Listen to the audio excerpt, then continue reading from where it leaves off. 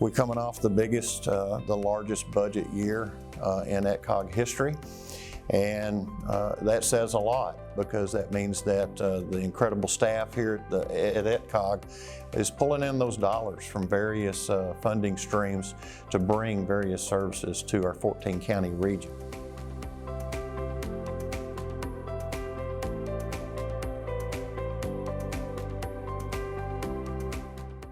Executive recruitment is a program that we use to work with our member governments to recruit their city managers. The great thing is we can format it for whatever the city is needing.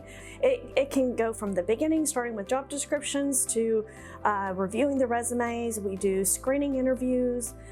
Then the council can be as involved as they want, or put as much as they need on us. So we customize it in accordance with what the city is needing and what the council is wanting.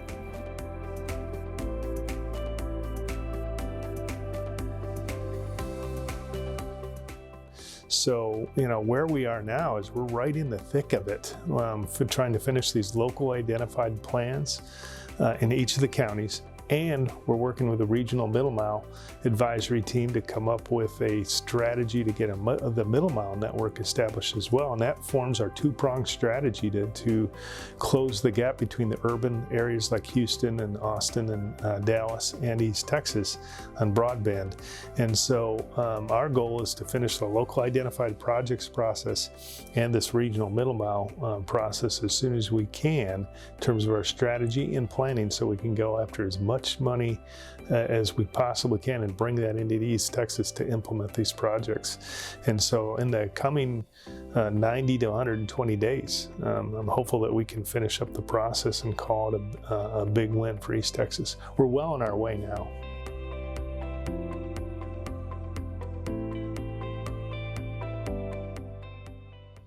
This is a very workforce-centric community right now. I mean, our board cares, our educators care, our industry cares. We want to do what we can to build that skill development so that we can fulfill the need in our industries. Rule Set Go Boost, which is the revamped, which was an excellent program. Quite honestly, local officials in other counties need to see that program. There are so many tools that are available that many people just aren't quite aware of yet. To help your industries, to help your educational institutions.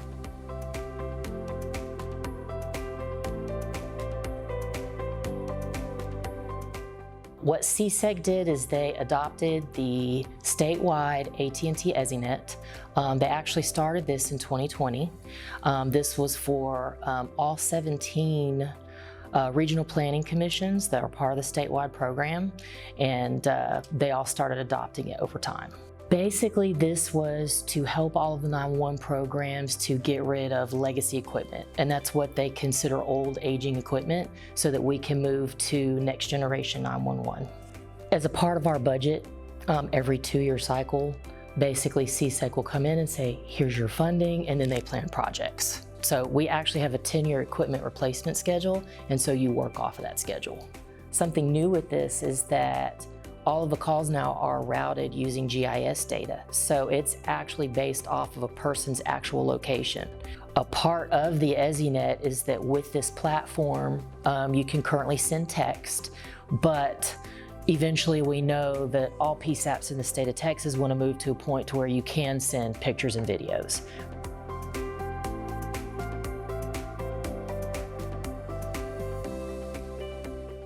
We try to get people to understand what a long-term care ombudsman is a staff member of the Area Agency on Aging or a certified volunteer who actually goes in and serves as a resident advocate.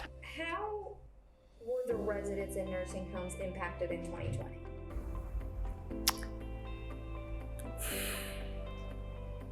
It was devastating. There was a complete shutdown. No one could go in, not even ombudsmen. And residents felt like they were abandoned. The pandemic definitely impacted our volunteers. Many of our volunteers who prior to the pandemic we were involved with the Ombudsman program, many of them were older themselves and had to protect themselves during the pandemic and did not need to be going into those facilities when there were such high rates of COVID going on. So we're in the process of rebuilding our volunteer team. So we're looking for new volunteers right now, and there is a process of training and certification that each volunteer must go through prior to being able to take on their own assigned facility. It is rewarding. It's wonderful when you walk in and you see a resident and they smile and they know who you are.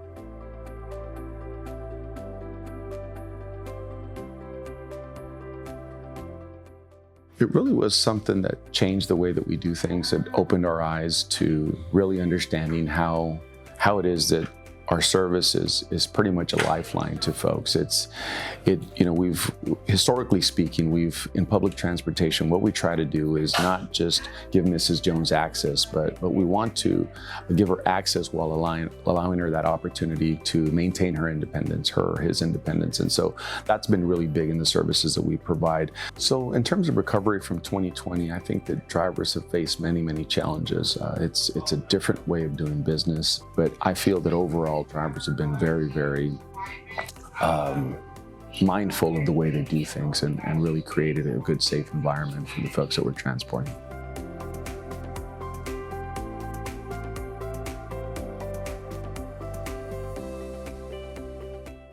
You know, I really can't say enough about Judge Mason. You understand that he stepped in under extraordinary circumstances. He had not been elected to serve as an ETCOG officer at the last year, but came from executive committee service, member service, all the way to chairman. And he did this at the request of the elected officials, the executive committee and the board of directors.